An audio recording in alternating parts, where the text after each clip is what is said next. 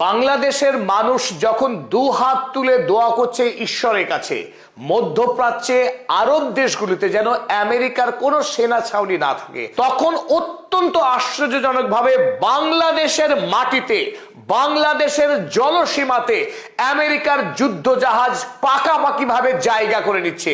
এবার বাংলাদেশে তৈরি হচ্ছে আমেরিকার সেনা ছাউনি।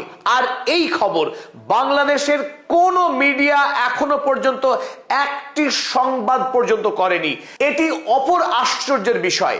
বাংলাদেশের যখন শয়ে শয়ে মিডিয়া হাউস আর অসংখ্য ইউটিউবার, তাদের মধ্যে একটি সংস্থাও গত 5 থেকে 7 মে আমেরিকার একটি গুরুত্বপূর্ণ প্রতিনিধি দল ডোনাল্ড ট্রাম্পের অনুমতিতে ঢাকায় এসে 3 দিন ধরে তারেক রহমান সরকারের সঙ্গে আনুষ্ঠানিক বৈঠক সেরে গেলেন।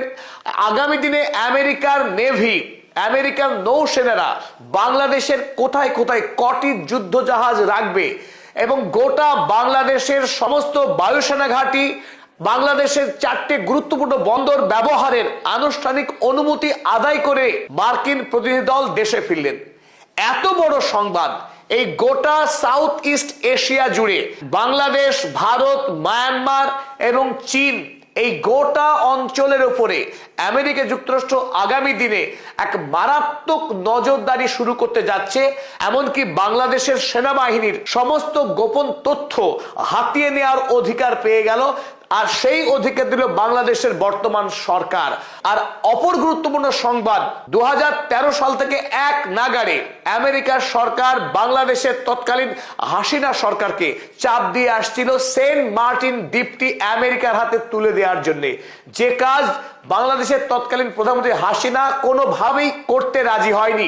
সেই কাজও দক্ষতার সঙ্গে করে ফেললেন বাংলাদেশের বর্তমান প্রধানমন্ত্রী তারেক রহমান। অর্থাৎ বাংলাদেশের সবচেয়ে গুরুত্বপূর্ণ একটি দ্বীপ সেন্ট মার্টিন, সেই সেন্ট মার্টিন এখন থেকে আমেরিকার সেনাবাহিনীর দখলে চলে গেল।